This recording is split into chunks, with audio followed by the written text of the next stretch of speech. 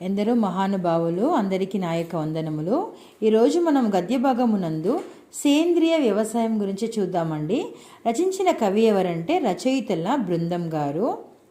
ఈయనకి అభ్యాస లక్షణం చూడండి. భారతీయ వ్యవసాయానికి మూలం సేంద్రియ వ్యవసాయానికి తెలుసుకోవడం మరియు జీవ ప్రకృతి పరిరక్షణ సేంద్రియ వ్యవసాయం అవసరమని తెలుసుకోవడమే ఈ పాఠ్యభాగం యొక్క సారాంశం అండి. ముందు చూసినప్పుడు మీరు వేల సంవత్సరాలకు ముందు నుండి భారతీయ సంస్కృతి సేంద్రియ వ్యవసాయం ఆచరణలో ఉంది. సేంద్రియ వ్యవసాయం భారతీయ సంస్కృతి సంప్రదాయాలతో వర్ధిల్లింది. ఒకప్పుడు భారతదేశం ప్రపంచం దేశాలలో సంపన్న దేశంగా గుర్తింపబడటానికి సేంద్రియ వ్యవసాయం ప్రముఖ పాత్ర వహించింది. భారతీయ సంప్రదాయంలో వ్యవసాయం పూర్తిగా సేంద్రియ విధానాలపైన ఆధారపడి ఉంది. ఇందులో క్రిమి సంహారకులు, ఎరువులు మొదలైనవి మొక్కలు, జంతువుల వ్యర్థాల నుండి తయారు చేయబడ్డది. అంటే ఆ ఎరువు ఎప్పుడు న్యాచురల్గా ఉంటుందండి. ఆవును పాల కొరకు మాత్రమే ఉపయోగించక ఆవు పేడ, ఆవు మూత్రం ఎరువులకు, క్రిమి సంహారానికి తయారీకులకు వాడేవారు. అంతేకాదండి, ఎద్దులు, దున్నపోతులు సైతం దున్నడానికి, బండి లాగడానికి, ఒబ్బిడి చేయడానికి కూడా ఉపయోగించేవారు. వాటి యొక్క పేడను బలవర్ధకమైన ఎరువుగా ఉపయోగించేవారు. వేప నూనె, వేపాకు, అల్లం మొదలైన వాటిని సహజ సిద్ధమైన క్రిమి సంహారిక తయారులకు ఉపయోగించేవారు.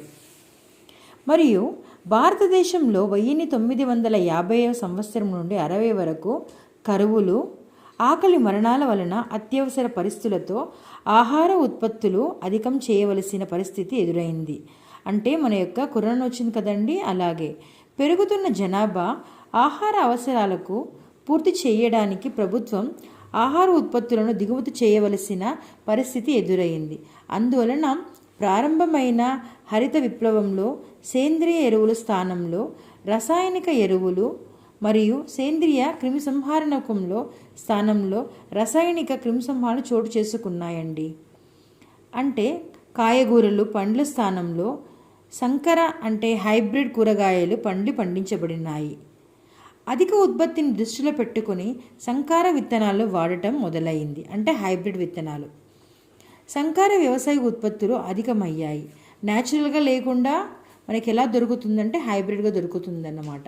హరిత విప్లవం ఖచ్చితమైన ఫలితం చూపిన కారణంగా 1990 నాటికి భారతదేశం ఆహార ఉత్పత్తిలో దేశ ప్రజల ఆహార అవసరాలను తీర్చడమే కాక దేశం నుండి ఆహార ఎగుమతులు చేసే స్థాయికి కూడా అభివృద్ధి చెందిందని మన యొక్క కవి గారు చెప్తున్నారండి.